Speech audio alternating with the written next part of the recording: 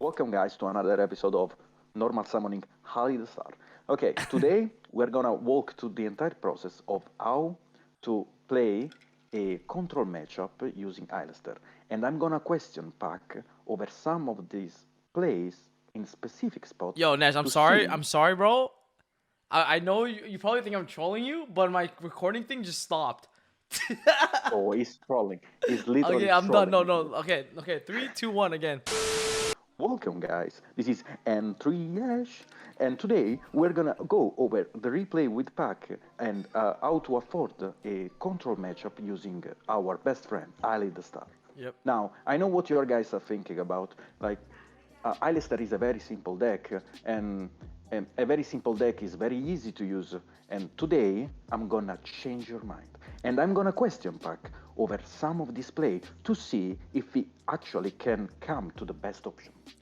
Yeah. So I'm actually really excited for this, guys, because I think a lot of people have a big misconception about Alistair. I know there's like memes about it, and there's like memes about other decks too. Like, oh, it's just a normal summon deck. Even with like the prank kid deck, right? A lot of people like meme it. Oh, like, bro, what are you gonna teach me how to normal summon? Like, and it's like it goes a little bit beyond that because I think the most important thing that we hope to get from today is like how to make reads. And then like how do you play according to the reads you make, and I think we did like a pretty good job of that in episode 1 where we talked about like the Alistair matchup versus the Phantom Knight matchup, and it wasn't just specific to that matchup, but it's more of like the general themes of like damage step rulings, or how do you play to your opponent's like cards, like how do you get value out of cards, how do you play around droplets, dark ruler, all this good stuff that your opponent might have, right? And so Nesh actually reached out to me recently, and he was like, yo, bro, I had this crazy replay that I also want you to look at, because Nesh was also in the same, it was in the chat, and he was actually in the Discord call for the first episode, when I played that Iron Man. So like he and I discussed a lot of the plays that you saw me walked over, and today we're gonna be walking over his replay, which I actually didn't even play in. So I'm actually really excited to see this because it's gonna be like fresh for me, and I want to see some of the plays that Nesh was making. Is bro, because he was telling me, like he was basically like like he was going in, as he said. So let's get right into it. All right, Nesh, walk me through this, bro. Let's see what happens. You lose the roll. All right. Okay, this is an Iron Man. This is 50 head, and I know my opponent is playing Eldritch. But I have only two Ally infos Star, about my let's opponent. go. I have the info about IDP, so I know he's playing Ice Dragon Prison, and I know he's playing the Ariel, the Shadow Ariel. Okay, that's the only infos I have about this. Yep. And look at my hand. My hand is disgusting. I cannot play against Eldritch with this kind of hand. I have Troll, I have Punishment, and I have the Celestial, which are totally dead in this matchup. Yeah. So, Okay. I think we're gonna try something different where I think I accurately showed the hands, but I'm gonna like just keep them hidden for a certain amount and then show them as we go, so that it'll be, I guess, more like much better, because it helps people who are watching this understand like how do you make the XYZ reads pretty much. But all right, so he just starts extra. I mean, this is just standard, right? Draw Okay. two. I know this is Alistair, so I don't really want to use Droll in resolution for two reasons. One, because I'm playing under IDP if I use Droll, because when I normal summon Alistair, my opponent can just IDP it. Yep. So I want to have like actually the option to play around IDP, and I also don't use Droll Lock because I don't think my opponent is gonna search further this turn. Yeah, I mean, if you just think about it, right? The only way you get quote unquote value out of Droll in like a trap matchup is the person has to be playing maybe Altergeist and play two pots, like Extrav and Duality. The only other reason would have to be if he's playing Flunders. Like but the Nesh said that he knew this guy was on Eldritch. But hypothetically, like if you were playing this super blind and you like if he starts off Extrav, you still don't even drone Lockbird here, because you don't get good value out of it. And if he's still playing Flunders, he still has to commit a normal, activate the effect, and then he still loses to the draw on the normal summon anyways. So like either way, we're still in a very comfortable spot, even if you don't have to shotgun the draw. But if you know this is a trap matchup, like Netch was saying, like draw is a spellcaster that goes to the graveyard. So normal I know summon this is a Alistair gets cooked. I know this is a trap matchup because my previous teammates got cooked by it. So yeah, I know this is Eldritch. Yeah, so no draw on res. Let it go. No draw. And the thing is, you saw how quick that was. I think you press OK right away, signaling that you don't have draw at all. You know, like, because if you take time to think, you might actually give the read to your opponent too. Something also to keep in mind. And then there's no reason to bluff draw, right? Like, you don't be like think on res. That makes no sense. But like you have to say that with like a lot like conviction and certainty. Like so, you basically tell your opponent you don't have draw with the quickness. Yeah, pretty much. So, all right. He sets 3. Okay. I guess I'll wait for him to hit pass, I think, right? Okay, so he sets 3. Like, there's a lot of information off this right off the bat, right? Okay. There is an information I can like put in the bag, but that's not sure. Because my opponent in this spot could play around the Storm, Evenly, Feather Duster, so he might actually keep traps in hand. And maybe his traps are good enough to deal with my entire board or with my starter plays. So I just keep a possible information in which he might have the Lord in hand. Yeah, I think it's also very likely, if you know this is LH, he definitely has 1 Lord in hand. Because usually when you keep Lord in hand, you like to keep it with another trap card. Just because it's like that's how you use Lord to reverse crack the board on the next. But if he does keep a Lord in hand with like a trap card, that means the trap cards that he has set has to be very good. Like obviously we don't know what they are, but like it's very possible to assume something like Solemn Strike, Solemn Judgment in the main, Ice Dragon's Prison, right? Like it's very reasonable to assume those cards. So it could be like a combination of like double Lord and a trap. Because for example, right, I think this guy has Haquero and we'll show here Conquistador. It makes no sense to set double Golden Lands because they don't do anything. So you always want to hold one in the hand because you have to assume these are good enough traps. But I don't know. We will just go to draw phase and see what we draw on the 6, and it's terraforming. So I draw terraforming.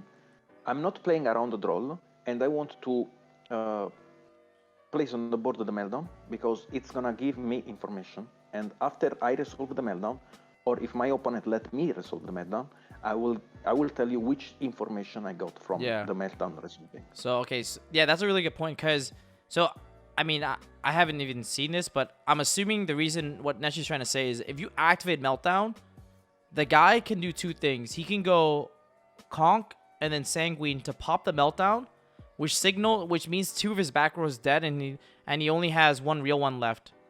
So that's what he means by activating meltdown. Will give you that much information against like the LH matchup.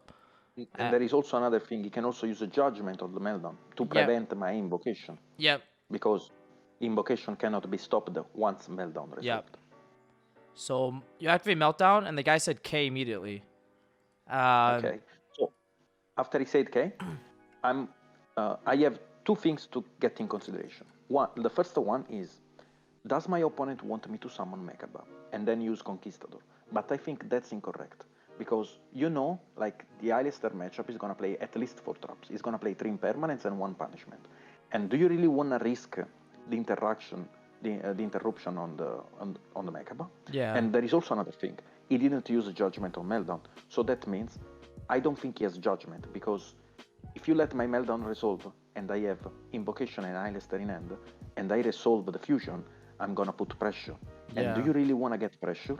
And the last thing to take in consideration is the possible Lord in hand.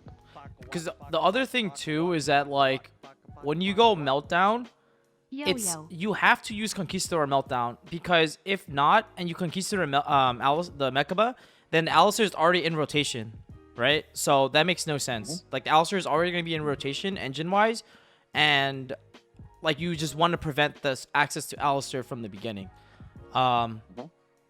So nothing happens here. And then what do you do next? Normal Alistair pretty much, right? Not summon Alistair. Yeah.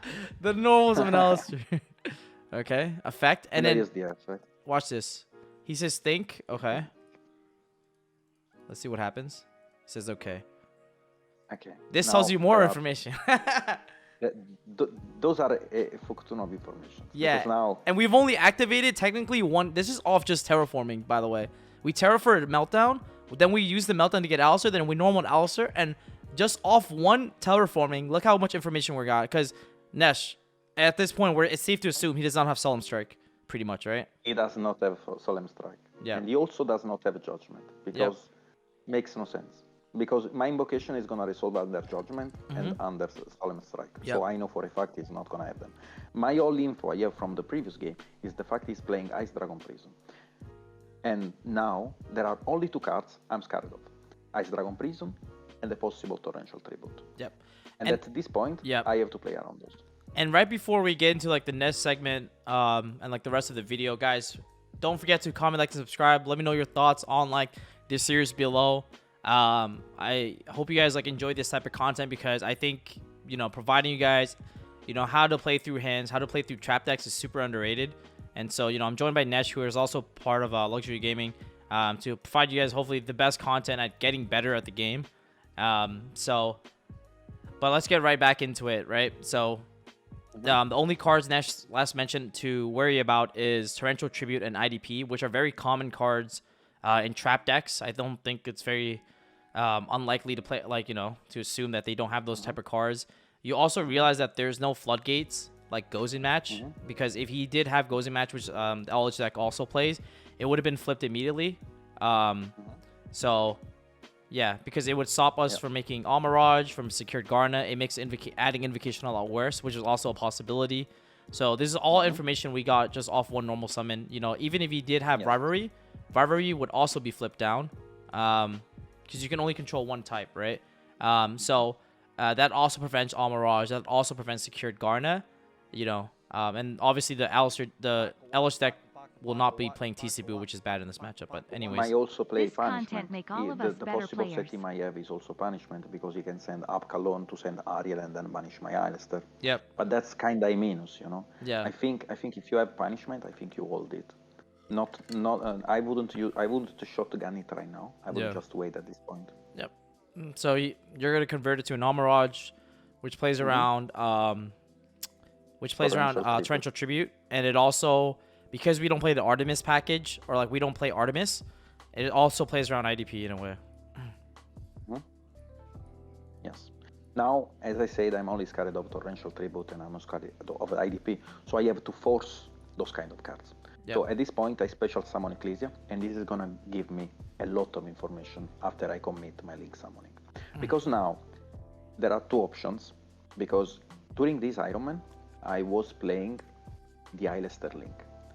And I will go right here in the performing the Link summoning of Alistair, and I will explain you why I'm doing that. Yeah. So maybe explain to people when you special Ecclesia, like I know why you didn't, but like when you special Ecclesia, why didn't you use the effect? Because a lot of people get greedy here. They want to get value, right? So like, why don't you use it? I mean, it's very obvious reasons. I mean, if you do it, you can't invocation, but I mean, yeah. I'm not gonna use the effect because that's not gonna advance my game state, and it puts me out under a lock. And if he lets this resolve, and he just negates my next play, then I have no more plays, and I cannot put more pressure. Yep. Because I think something that we don't see often when people play Invoked is using Ecclesia or Fleur-de-Lis or Maximus or any like basically dogmatic monster as just extenders, as just bodies to summon. I think that's super underrated, because like people forget that you can just summon them, not use this effect, and just help and just link climb to like force out more back row. But we're gonna see you make I think you mentioned the Alistair link, right? I don't see a lot of people playing this, but okay, so why this monster? Why this, not Anaconda? There's like a bunch of options for you, right? It could be this or Anaconda usually. Yeah. Okay, so we got a lot of information. So we know he doesn't have strike, he doesn't have a judgment, he doesn't have floodgates. He doesn't have he doesn't have a Conquistador plus Sanguine, so he doesn't have the combination.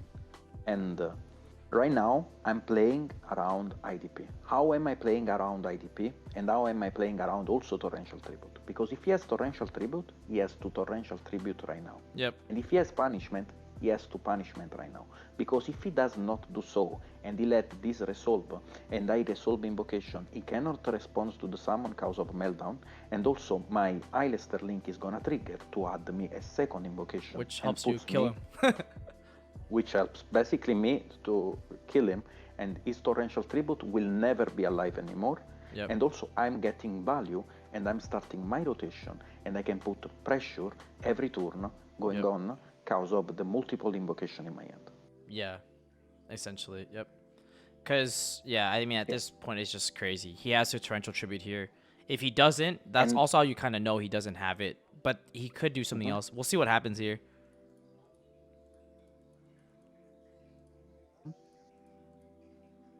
Okay. Why this play? Also playing around IDP. Because I have Eilester in hand. So I can use invocation in my hand to send the Eilester. Yep. And to banish the Ecclesia from the graveyard. And I'm summoning Mekaba. And remember, I have also punishment in hand, so it's also one trap. Yep.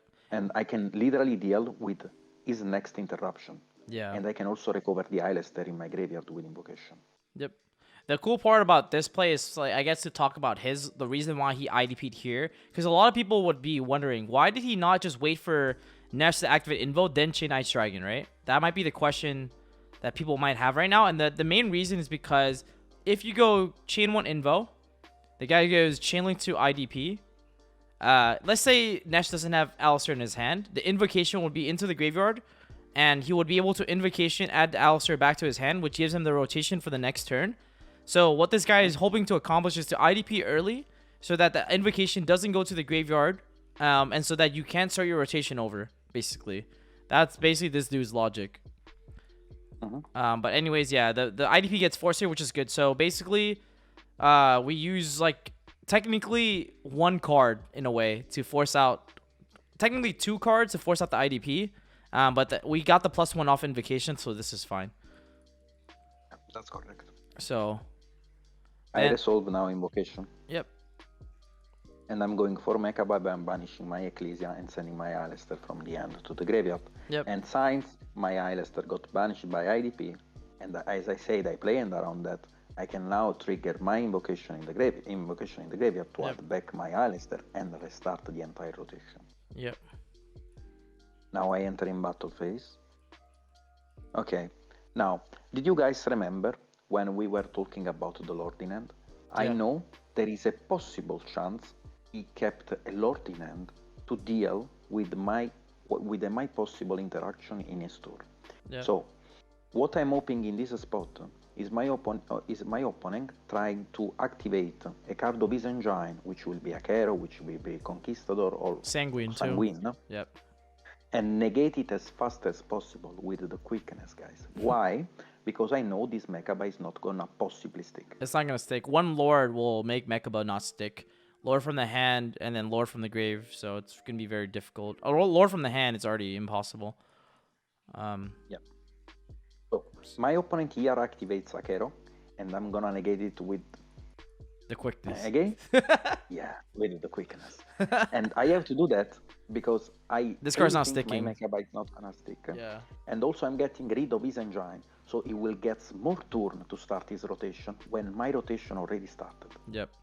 I think also, like, punishment's really hard to get value in this matchup too, because, like, Lord is always 35 on the field, engine rotation wise, and then, like, the only cards you can punishment are usually, like, the Conquistadors and the Haquero. So it's just, like, terrible. And then the question is, like, can't you negate Lord in hand and banish it? And no. Well, so we can explain how that works very quickly because someone already asked. But when you go Lord effect in hand, remember, effects resolve where they activate. Lord activates in the hand and resolves in the hand, even though it got sent to the graveyard for cost, which means that the Lord that activates in the hand will not be banished on resolution because the Lord in the hand is not the same Lord in the graveyard. So that's why you will not be able to, like, banish Lord when he activates Lords in the hand. Something because good. It doesn't match his trigger location. Yeah, exactly. So now we just pass here. Okay. So he shuffles his hand. That's actually very important. I mean, on DB, even in person, when you draw, shuffle your hand. Because even if you rip a card and you don't shuffle your hand and you play that card right off the bat, like that gives a lot of info too. So he shuffled his hand. Then he used Lord. And look what he sent for cost. He sent Get Out, targeting Mekaba. We can't negate that. I'm gonna let this go. Yeah. Yeah, I cannot negate it. Because if I try to negate it, let's say I wanna negate it, then he special summon Lord and he attempts to attack my Mechaba. What Yep. am I doing? Am I using the Eyelester event? No, I'm not using the Eyelester event. Yeah. That's literally my only card engine right now. Yep. Exactly. And then I think he sets one. He sets one card. This is actually very important because if my opponent uses the Lord in the graveyard, I'm gonna have a room for one more read. Yeah, you're gonna have room for one another read because this has been here since last turn, and then this one just got set this turn, right? And so we'll see if he uses Lord effect on the old set, it gives us information about the new set, and if he uses the new set, we get information about the old set. So let's see what he does. Okay, so he sends Kong. So this actually gives so much info. The way he sequences. This is why sequencing is very important. But I think, Nash, you want to explain this one? Yes, basically, if you had a very important, let's say you were top decking Torrential Tribute in your hand, would you actually discard the Torrential Tribute for Lord? And then would you No. actually send Conquistador from the field to the graveyard to special summon the Lord? Why would you do that? Why not sending Lord from the end with the Conk. Conquistador and just set the Sanguine in end phase and get more value setting Yep. one more card? Why didn't you do that? So now, I'm just thinking about this. Like, this is another possible information. My opponent had one set he didn't use during his entire turn. He didn't even think. Okay? He just literally quick said okay through all my plays. And why would you do that? Why would you discard a possible alive trap and then send a card of your engine to summon back the Lord? That means that the last card you set, it has to be another get out. Yep. Because why would you send a possible alive card? Because in the mind of my opponent, what was thinking my opponent was like, I'm playing against Eyelester. I'm not gonna resolve two get out in one game. Okay. And he wants to put you on a clock. That's why he gave it up, essentially. I personally would not have played it this way. I would set as many cards as possible because when you play against a player who's very good, they will try to read a lot of your back row. So the more cards you set and the way you set them and the order that you set them, like, actually makes it a lot harder because, you know, it can potentially buy you another turn. So like personally, I would have went Lord, sent Conk from hand, targeting Mechaba. He will let that go, and then I would set the get out, go to end phase, then use Conk to set Sanguine. But and of course the trade-off is basically 3,500 or set Sanguine and you keep get out. So that was a trade-off. He basically used get out as 3,500 burn damage. If you think about it conceptually, what happened.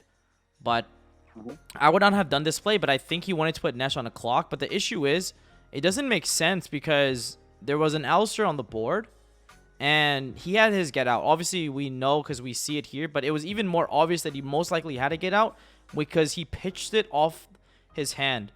So like, to be honest, the sequence should always be Lord, send Conk for cost, and then you set get out, and then you think whether or not you give it up. I think that should always be the sequence if you were playing this deck, by the way, because this is free value. This is free info that we should not have received. You know what I mean? Like, it's just free value for no reason for us. But yeah, I mean, it's just a suboptimal play which gave us free infos. Yep. Yeah. Then he set one monster. So I already saw he was playing Ariel. At this point I know he's playing Punishment. I know he's playing the Ecclesia package. So I know there is possibly one Ecclesia in his deck. There is possibly 3 Punishment, and that's important because in the game 2 I'm gonna side out to Maximus because of that. Yep. So he sets the Sanguine, and it's my turn. Yeah. Oh, I think I actually forgot to shuffle the deck after I shuffled the invocation. Yeah, that would be that. I mean, that's a broken top deck, you know. But we don't cheat out here, so let's put it back and shuffle and draw. Yep. Yo, I mean that's also a crazy good draw. Yeah, I mean, drawing a trap makes it really nice because Mechaba is now live to negate another background. But okay, normal Eyelester. I mean, that's the only play in this game state, so you don't need to think much about it. I think there's an argument in which, like, oh, if you're worried about, like, The thing was, this back row was still here from last turn, so we know it's not strike, and we know this was set off Kong. So technically, like maybe It's in not other, strike. it's no strike. In other game states, I think you might have to consider like, do I normal Alistair into the back row without a follow up play, right? Like you might wait to draw Nadir Servant or something like that. But I think in this game state, we know both the back row, so there's no point. There is also another thing to take in consideration. The monster reset, it's Ariel 100%. It cannot be Spectre border because it would have normal summon. You would have normal border, yeah. After the Lord. So it has to be Ariel, and there is also another thing. I know for a fact the set is not punishment because he would have kept the Ariel in hand and discarded it off the Upcalon. Yep. So he would have activated the punishment, then Upcalon, and Ariel. And there is also another thing. So I know for a fact right now the last card is the card close to his deck is the second copy of the Get Out. I'm so certain, and I'm literally gonna play around it during the entire game. Yep. You activate Invocation here. I think. So the question becomes like, what do you make here, right? Yeah. Okay. Now, this is actually very hard. I was thinking a bit about this play, and there is only one card you can make through this invocation to win the grind game, because you cannot kill your opponent in this game state because he has Sanguine and he's gonna start his engine over and over and getting slowly control of the game. But there is only one option in this spot which can literally gives you the entire control of the game and overturn the position and win in the grind. Yeah. So Pac, what do you think? It's the best card in this position to overturn your opponent board. It probably has to be Raiden, right? Because you can Raiden rebook your Alistair, which gives you a double invocation on the follow-up. Because you would invo add back the Alistair, and then if he attacked into the Alistair, you get another invocation. Also, like, even if he doesn't attack into it, you just flip it up, and Alistair is not once per turn. So this guarantees you double invocation on the next turn to guarantee to kill him. So it's Raiden, and you can priority it under Meltdown, pretty much. That's correct. That's so correct. Yeah. That's so correct. Yeah, and then you priority it under Meltdown, book Ali, the star. Yeah. Do you actually pitch up? Do you pitch? I think you. Do you attack Lord and pitch your Alistair? I think I don't want to attack the I don't Lord think in you this do. It spot. makes no sense to you because we know you set Sanguine too. So you attack into this. Yes. Because it makes no sense to attack Lord because he's gonna get another Lord anyways off Sanguine, so that makes no sense. And also you can just use Lord in the graveyard. You don't set Imperm, right? Yeah, you don't set Imperm here. You're not gonna set. No, I don't set him. No, I have Mechaba. Like I'm gonna summon. I know I'm gonna summon the Mechaba later. Yep. So I just keep the trap in hand. Yeah. To stop his possible plays. End phase. Hand phase. Yo. Wait. Yo. This guy he only plays one Lord. That's how we know immediately. He set Sanguine here, didn't flip it. He plays one Lord. Because it makes no sense to not to flip Sanguine here and get access to your interruption on the next turn with the Sanguine. So we know immediately this just told us he does not play two Lords, and this is actually going to be broken for us pretty much, right? Like now that we have this piece of info, we can abuse the fact that it only plays one Lord. Oh, this guy just my opponent is nice. My opponent is nice. Pot of greed in the simplified game states, bro. He's nice. All right. No Imperm. You don't set Imperm because of Mechaba. Like you want to hold in your hand for Mechaba, and bro, what do you Imperm? Like what are you gonna Imperm like Golden Lord? It doesn't do anything. So you want to hold it in the hand for Mechaba. And then so you drew two cards. I'm not even gonna bother to look at them. We're gonna see if we can figure it out. Okay. So he attacks Alistair, and this is why the Raiden play is so important because it guarantees us like now the double invocation line. And there is another thing. Did you remember? I normal summoned Alistair. Oh, bro, this is gonna come up. You have Amaraj? Oh my god, bro. This ruling. Yo, you're not gonna forget this. Like, I know you wouldn't forget this. I'm never gonna forget. Yep. I'm never Okay, gonna do you forget guys do you guys know what just happened? You're probably just really confused. A lot of people are gonna be really confused here. When you attacked into the Alistair and killed it, Almiraj triggered to summon itself back from the graveyard. And a lot of people, if you read Almiraj, it says when a normal monster you control is destroyed by battle, while this card is in your graveyard, you can special summon this card. Now, a lot of people might be wondering, how did this card meet its trigger when Alistair was booked? If you guys know anything about like Book of Moon and like temporary banish rulings, basically a normal summon monster will not forget that he was normal summoned if it was Book of Moon. And that's exactly what Raiden does. So Almiraj would still trigger here, even though Alistair was destroyed while it was set. Because a lot of people is gonna give me a lot of value. And the reason why Almiraj is also crazy is because if the dude ripped Torrential Tribute, you now play around Torrential Tribute. So that's why the whole Raiden play was even crazier. Because now that you rebook your Alistair to get an extra invo, and you get to bring back Almiraj, which allows you to play around a top deck Torrential Tribute. Bro, this play was insane. You're not wrong. Yo, this play was actually broken. That play was actually insane. This is how we play Alistair in my town, guys. Yeah, this is how you play Alistair. Yep. This is how you play Alistair at the highest level, for sure. Alistair has a good memory. Okay, he sets one. Oh, I actually looked at it. Oops. Okay. He didn't use again the Sanguine. This gives me... Like, we know for sure. We know for sure he doesn't. You would Sanguine in battle phase to clear the Almiraj anyways, or like you would try to clear Raiden and force like reduce this. But I mean, the moment he didn't activate end phase, I already knew he did not have a second Lord. So oh, you just book it, right? I mean, that's what happens here. You just book it. Yep. Yeah, I have to book it because now there is okay. Let's talk about the infos now. I know the closest to the deck is Get Out. Yep. I know the middle is Sanguine. Yep, he set that, so that's... Yep. He left one card in his hand. He already used Ariel. He would have normal summon at Ecclesia. Oh, I know what it is. The pot card. It has to be a pot card. It has to be the podcast. You can check it out. It's the podcast. Yeah, wait. It has to be the podcast. He should it have has to be a pot set card, it. yeah. He should have set it. Yep. Because no, he but this was doesn't play another misplay though. He was supposed to set that.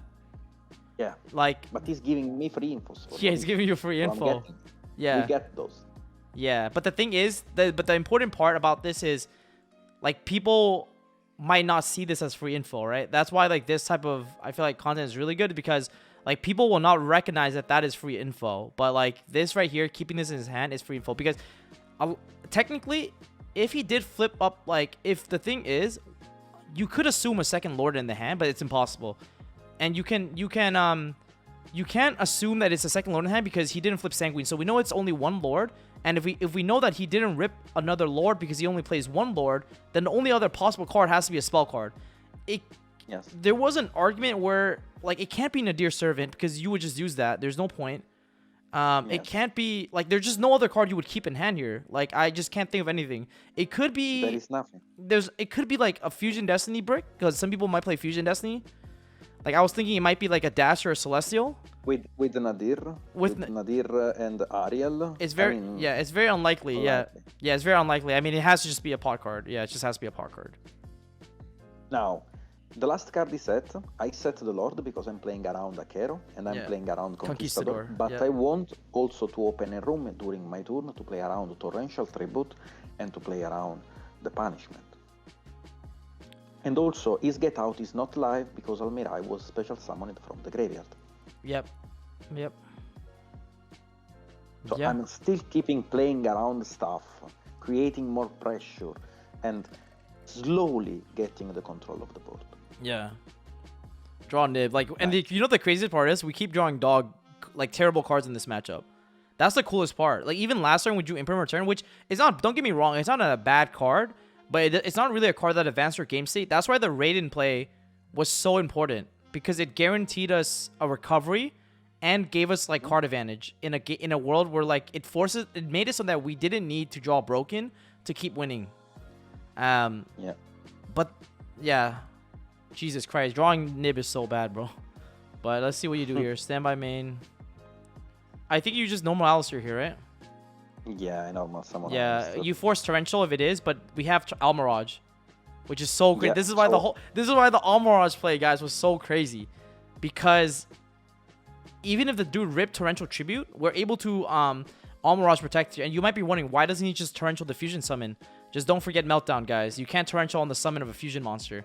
So that's why this whole play with Almirage was so crazy, because it plays around Torrential Tribute here like it's nothing. Plays around Punishment too. Like, even Brayden by itself inherently also plays through Punishment. So he also only has 3 cards left in his extra deck. So his Punishment is also a lot worse. Like, there's less cards in his extra deck as well. So this entire... And the thing is, like, Alistair is supposed to have a really bad trap matchup. Probably one of the worst.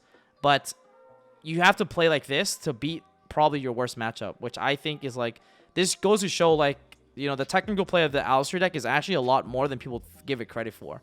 But anyways, search the double invocation. This is why it's so broken. Yeah, it makes sense. Makes perfect sense. Yeah, when I saw the Jewel in your hand, I'm like, yeah, it has to be Raiden. Now I have to advance my game state. I have to keep putting pressure, and I have to force my opponent using interruption. So I'm gonna use the invocation right now to special summon Mechaba. Yeah, because you have an Anaconda line right here. So, and then this Imperm, well, with the Mechaba will negate the unknown card, right? Yes. Yeah, it makes sense. So I'm gonna use the Alistair in the graveyard. Yep. No, nothing. Oh, you use Nib. That's actually so smart. Why I'm using Nibiru in hand? Yeah, okay, this is crazy. Yeah, explain to them. I get why.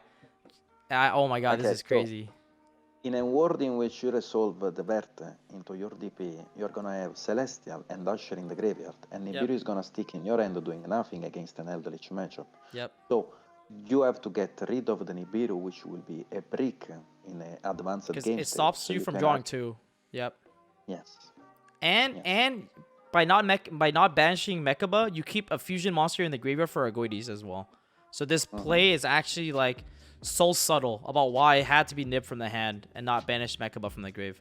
But the thing is, people, well, to be honest though, I've seen this come up where people would actually just use the Mechaba and not think about it. They just assume, yo, Alistair plus Light Monster go burr. But it's like actually like very subtle which cards you use too. Like that's actually very forward thinking. Yeah. Because, like, yeah, if you're going for the Anaconda line, you're going to send a Dasher Celestial, so you have the potential to draw. Yeah, it makes sense. Invocation right away. Invocation right away. Yep, and then we go for the Verte line, like we talked before, so, right? what I'm going to do now, I'm going to play around Get Out, but I have also to play around the possible Torrential Tribute, and I have to understand if my opponent ripped the Torrential Tribute. So I'm going to go into Anaconda here, to force the torrential tribute. How? Because my opponent on the summon of Anaconda will use Get Out, and I will use in response my Mechaba, and he is forced to use in Chilling 3 the torrential tribute. But at that point, I will have my invocation to go into Ogoides to put a lot of pressure. Yep. The thing with Ogoides that's really important too is that like it can't be outed by Lord in the reverse, because the attack gain from Ogoides is 2 turns. So. It's gonna stick at least for 1 turn, or it's gonna give me 1 tempo. Yep. And all I need is 1 tempo. Yep. So there's the Get Out, and we were talking about this right now. He targets Raiden and Anaconda. You negate it because you're ready to give. You're ready to lose. Oh, yeah. So he didn't torrential here, so we know immediately this is not torrential. What did you think this was at the time? Okay, he didn't torrential. This cannot be a second Get Out. This is not punishment. He would have used it right away. So it has to be a piece of his engine. It has to be an Akero, or it has to be a Conquistador. Yeah, because it can't be any other trap, right? Like, it cannot be DP. Because he would have used the DP or my Mechaba to banish my Mechaba. If it was IDP, he had to. If it was IDP, he would have to do it and then use Get Out later. Yes. But he didn't, so it wasn't IDP. There was no other option for it to be. What else could it be? Punishment? No, that would have been used way earlier. Yeah, it couldn't be anything else. You're right. It has to just be the Eldritch Engine, right? It has to be the Eldritch Engine. It has to be an Akero or a Conquistador. Yeah. Okay. I mean, dude, Fusion Destiny, this resolve, holy smokes. Yo. Okay, there is no, like, people don't know about that. Meltdown does not Protect the Anaconda. monster. Yeah. Yeah, does not protect an Anaconda. Like, you don't have really the priority when you summon from Anaconda. Yeah. But I'm still gonna do that You're just to bait my hero. Yeah, you're still gonna priority Phoenix Enforcer here, yeah. Because people think you can, but, I mean, they could respond. Thinking on summon. Yeah, you're such a troll. Yo, he's such a troll, bro. He literally goes I'm still gonna do that. Yeah, I'm gonna use everything I can. Yeah. And then you hit the back row, right? Okay. Whatever it takes, Paki. Whatever it takes. Whatever it takes. So I attack. And I have exact game on board in this position. So I have by doing so, by using the Eilester in End on Raging to out the Lord, I force the trap, the Sanguine. Yep. You attack. He's gonna Sanguine block, right? Yeah, he's gonna Sanguine block, but that's fine with me. I'm getting way more infos every turn. So we know the last card is pot because it has to be pot. So we know everything now, and we have just to play with the knowledge. We just have to play around on one unknown. Yeah. Yes. Yep. Through the entire game. So it sets another Sanguine here, sure. Mm-hmm. So we know he didn't shuffle, but we know this is the pot. Mm-hmm. Let's see, does he ever shuffle? Oh my! So he didn't. He doesn't, and he just hard rips Nadir. So we just, I mean, we just Mecha. We're negating that so fast. Holy. Mm-hmm. Yeah, I'm gonna let the Lord go through because it's like it's 16 damage. It's not game. I don't really care about my Bertha being on board, and also because he's gonna set a Conquistador or an Akero using the Sanguine in the graveyard. And you want to get rid of that. I want to get rid of that. Yes, correct. So he's gonna use that. So I know the mid card has to be pot, right? Yeah, you know this one is pot. Yeah. I'm not gonna pop pot. Yep, you pop. And then I use pop DP, pop this. DP effect. DP doesn't reduce defense. DP only reduces the attack. Yeah, I think there's another card that reduces defense. I forgot which card. Draw phase. Standby. Standby, yeah. Main. Mm-hmm. Okay, so you go Phoenix Enforcer, and what do you just pop the pot? Because technically you don't know it's pot now. You just pop pot, right? To be honest, I just pop the pot because I'm literally flexing right now. Yeah. I'm just like, I'm just like, how do I say that without? Yeah, I think there was a better line here that I saw. I know you popped it, but what I would do is I think I would go like. I mean, I think it's the safest line, but there was way to kill him here, because I think there would be a way to kill him. I'm just trying to think. Hold on. You normal Ecclesia is Fleur in the graveyard already or banish? You said Fleur. Normal summon. You would have normal summon, add Fleur, special Fleur, enter battle. You didn't raid in this because you wanted an attack mode, so that because its attack would be reduced by DP as well. That's why, right? Yeah, but I'm gonna use the Celestial anyways this turn because I know it's game on board. Oh yeah. I know this is game. That's fair. Yeah. I know for a fact that this is game on board. Effect, search, special. Oh, actually, it's still game. Oh, it's still game. Oh shoot, I skipped too fast, but it's still game. No, I see what you did. You would go. You'd go DPE into the Lord, which is at 21, so you kill it. Then you go Fleur-de-Lis, declare an attack directly. It's 3,000. He has to block. And then you attack with the Mechaba and the Ecclesia in this game. And even if he still somehow survives, the DPE just kills every top deck he draws, so he just cannot win in that game state. And you draw 2 cards for no reason. Yeah. Okay. Yeah. Yeah. For no yeah. You're just flexing on him. Yeah. I don't think at that point it mattered. Yeah. It just doesn't matter. That's why no. You're right. Actually, popping the paw was the best play, because you were basically hitting the last unknown card. So Technically, we knew it, or we made the read. But I mean, you probably felt like crazy, right? That you made the right read, that it was pot when you popped it, Bro. Bro, that's the best feeling in the world. When you know what they're playing and like you pop it, and you know what it is. Yo, there's no better feeling. Bro, there is literally no better feeling. Yeah. I was literally flexing. All right, let's go next. I was like, bro, I have to see if that spot, because I was like playing out of my mind during this game. Yeah. Oh wow, the hand's Hello? Hello? Hello, evilly. Oh my god. Hello, darkness, my your friend. Okay, set 3, King Prison. Oh my god. Yo, Yo, this guy's gonna get cooked, bro. okay. I mean, I don't think you prosperity No. first. You evenly first, right? Just test, because Yes. just to test IO basically. Because if he Yes. keeps last card IO or what, it's just he has to choose. Yeah, Yes. so you don't activate these first. You always go evenly first. Okay. And also I want to because see what he I I have- want to see what he banished. He banished strike and conk. Okay. This plays around IO for one reason actually. Because let's say he has IO, okay? And then he activates evilly, and then he sets one of his engine card. I know the next turn is not gonna kill me. Yeah. But there is a very strong play. The second effect of Celestial. No, it only pops he has face up a spells, go- I think. Oh damn. Yeah, that would be crazy. But I was see what thinking you're about that. thinking. Yeah, then never mind. I was thinking about that. Never mind. No guys, I didn't say that. No problem. No problem. I literally ruined the entire. Nah, you're Okay. good, G. Okay, add Alistar. I like how you special it right from the deck, because you want him to know that you're getting it off Meltdown and not in your other hand already. I like that. I like that. I do that too. When I go Meltdown search Alistar, I summon the one I add and I make sure they know it's the same one I added. Bro, he skill drains you. Jesus Christ. That's crazy. And then he's gonna trigger his thing, right?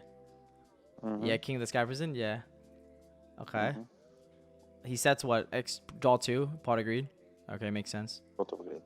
Okay, now we go for. I mean, you run 6 on pot. prosperity.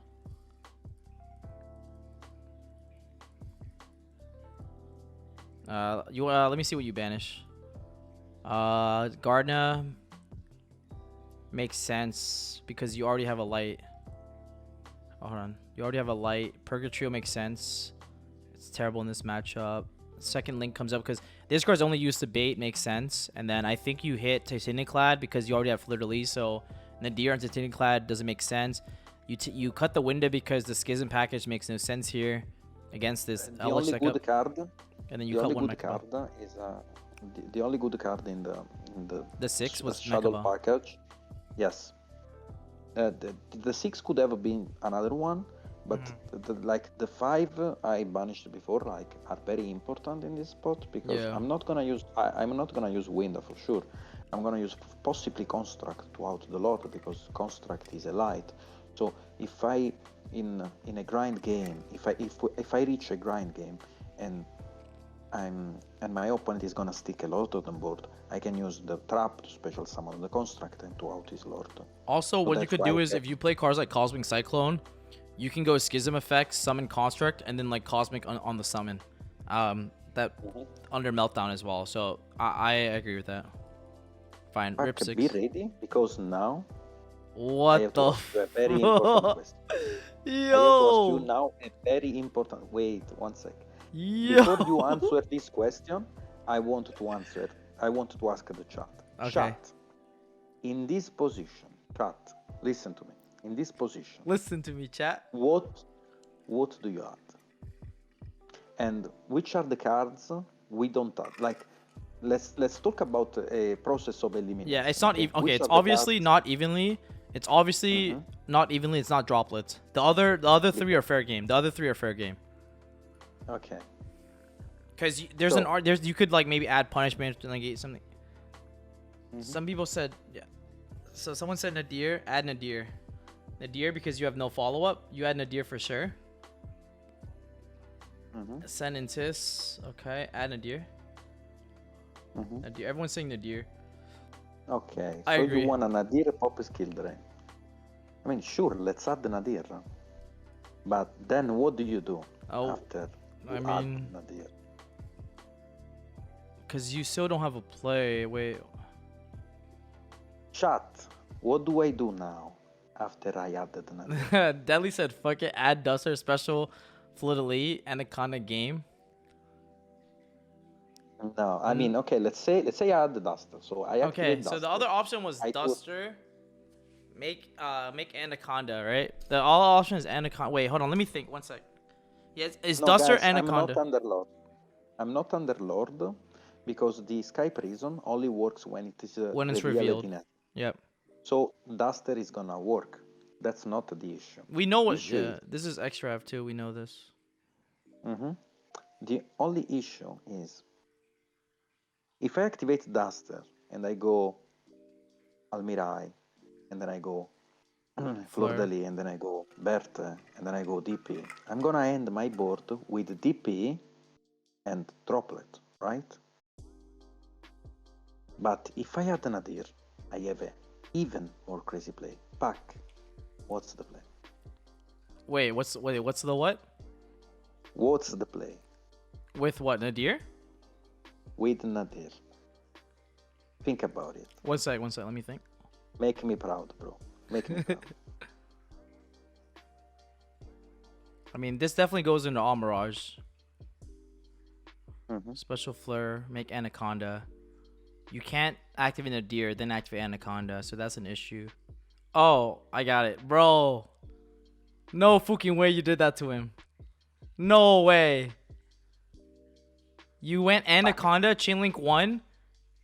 Chainlink 2 Droplet, targets King of the Sky Prison. Or it doesn't target.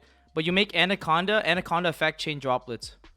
And you can do this because Droplet says... So a lot of people will not know this. But under skill drain, you can still chalice and droplet your opponent's monster. And this is going to blow your mind. The main reason being is that, like, it says also... their attacks have also the effects are negated, but it does the attack modification, and it doesn't need to negate its effects. And and then you can activate the deer because you have DP on the field. Yo, I'm so proud. yo, that play is crazy. Bro, I would quit smoking if it was for you. If everyone was like you, I would quit smoking, you know? Yeah. You are like the medicine for me. Yo, yeah, you do, yeah. Yeah, this play is wild. Holy shit, I don't know anyone who would see this. Yeah, because you send for cost, your opponent's probably going to be like, you're trolling.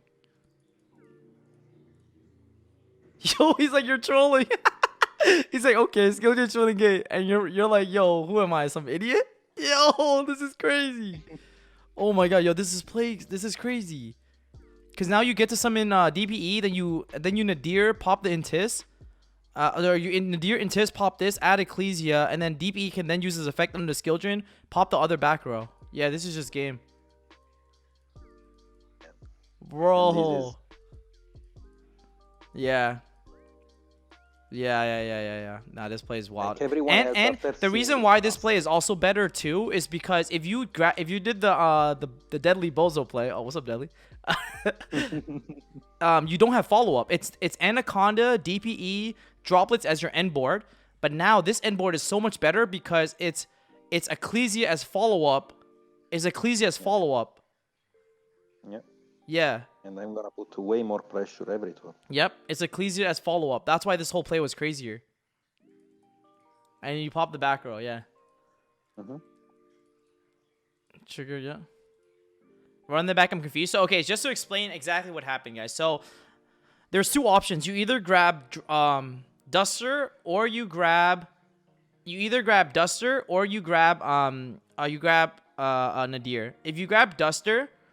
you pop the entire back row and you make Anaconda and you Anaconda effect and you have droplets Anaconda and then you pop the King of the Sky Prison and you end on DPE, but you have no follow-up. Like, you don't have any starter plays on the next. But this play, that the droplets play was crazy because, first of all, droplet is never going to be live ever again in this match. It's pretty much a dead card in this matchup.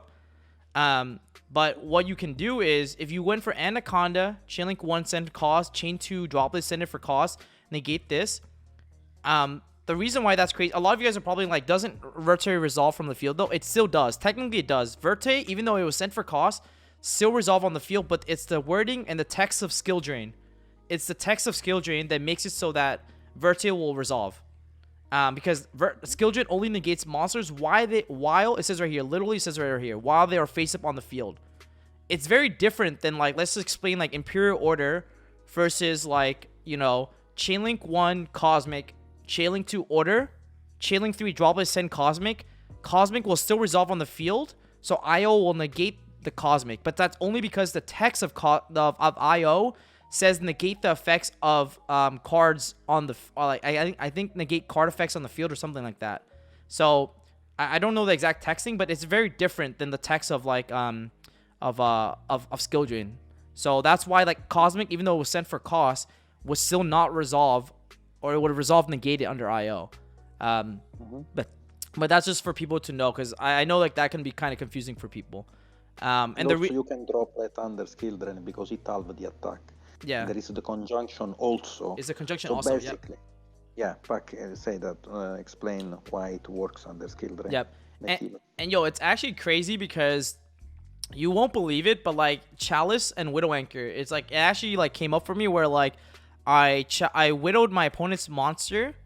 I widowed. I think my monster got widowed, but then I Chalice it to boost it to 19 to kill his monster in the mirror match. Like you can still Chalice your own monster under Widow Anchor. It's like really cool. So the effects are resolving as if Verte was on the field, but it doesn't actually need to be, and Drain can't stop it because it lets it activate and isn't face up on the field. Exactly. Yep. So you pop the back row. Yeah, this play is wild. Yeah, this is crazy because you were probably doing this in game and you're probably like, yo, I'm playing out of my freaking mind right now. Yeah. Bro. This play is crazy. I was literally blowjobbing myself. Literally, bro. Okay, yeah, you just trade it or else it just dies, so might as well trade it.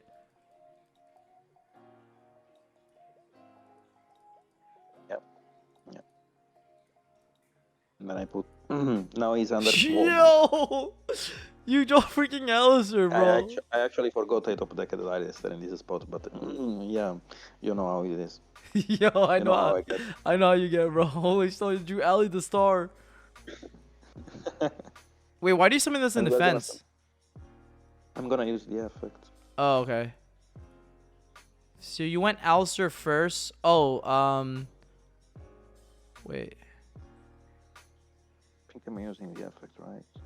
I don't remember one. No, you don't DP first. It has to be. Yeah, no. I think you're playing around Solemn Strike. That's why you don't DP first. If you DPE and you miss one of the back row and you get striked on DPE, you're probably tilted, right? But I think it's game. No, it's not game. Because Flutterly's in the graveyard, so you don't have a way to kill him. Do you side out Maximus, right? You side out Maximus? Yeah, I was just gonna say. Yeah, so it's not game. It's not game. Yeah. We were talking about the previous game about punishment. Yeah, so you don't DPE in standby to play around strike on the DPE effect. That's pretty much why. I think it doesn't matter because you win either way. Okay, so there was a strike. So you got striked on Alistair. Okay. That's actually very good for you. Now you win. Now you auto win. If you strike this, you automatically win. Because now you DP every turn. He is on 0 cards. Okay, GG's. Yeah. And then you can't Ecclesia effect from the hand. People forget this. You can't Ecclesia effect from the hand because DP was summoned from the graveyard. Because a lot of people would try to special Ecclesia here and then draw 2. Pretty sure. Right? Yeah. And then you pop the last back row and it should be just game. Oh, wait, you pop Meltdown. Oh, you cheated. It's okay. You could have just summoned that in attack mode. I think it's fine. But definitely a small misplay for sure. Okay. He sets back Sanguine. That's fine. Oh, I thought. Standby. Okay. Standby main. Draw. End phase. Effect. You just pop the one that's not Sanguine. The unknown. The unknown. Yeah, the unknown. Aquero. Wow. Yeah. So the guy has double Sanguine. I know he has double Sanguine. It's just game. What it's do you draw? It's over. Okay. Do you set fusion? You main phase 1 set fusion destiny, then normal Ecclesia, right? I think I normal summoned the Ecclesia. Maybe that was a small. I could have. Could have been a bit. It doesn't matter. You know both Sanguine. But theoretically, if I didn't know one of the back row, I would set Fusion Destiny, then normal Ecclesia, I think. But it doesn't really matter. I mean, the game's over here. You add punishment so you can draw, right? Yeah. Yeah. Set 2. I mean, I also don't have a maximum, so it's my only target. But yeah, I would also always target. Okay. Now there is another thing. Do you remember when he didn't resolve the second Sanguine during the game 1?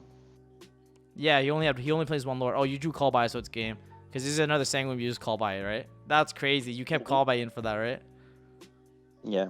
That's wild. Yo, that's crazy. Attack, and then you Call By him, and he's just sick out of his mind. Yeah, and he can't summon one from the deck because he only plays 1.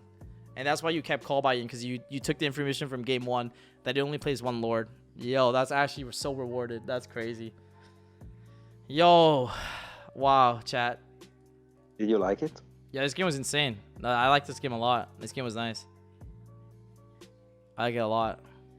Yeah, because the thing is, I think the biggest thing that people have trouble is how, like, knowing how to play against trap decks. Bro, remember when I was playing Eldritch, bro? Bro, I was cooking everyone with trap decks.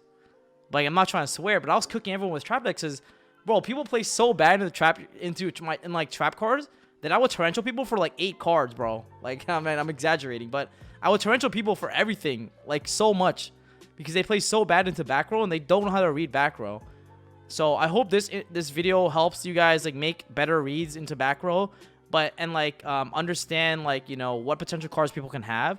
The thing is, like, if you have a very strong understanding of the meta and knows what most deck list looks like, right? You will like be able to like determine what most cards are. Bro, I literally was showing Nesh earlier. I literally read this dude's entire back row. I literally typed it in the chat on DB and the dude was freaking tilted, bro. I called out his entire back row. Literally typed it in chat too. The dude was like literally so mad, bro. He was like, bro, like, oh, you think you're good because you can like just read your back row? I'm like, yeah, bro. I just played around your entire back row. Yeah, it was crazy. But all right. Anyways, guys, I hope you guys enjoyed it. Shout out to Nesh for coming on and doing this with me and sending me this replay. Thank you for having me. Yeah, this was really sick. Yeah, let me know in your comment section below your thoughts on like the video, and what was your favorite thing that you picked up from this video. And maybe I'll pick one of the comments for a giveaway. Nesh and I can pick one together on stream. But anyways, guys, hope you guys enjoyed the video. Don't forget to comment, like, and subscribe, and I'll see you guys in the next one. Peace.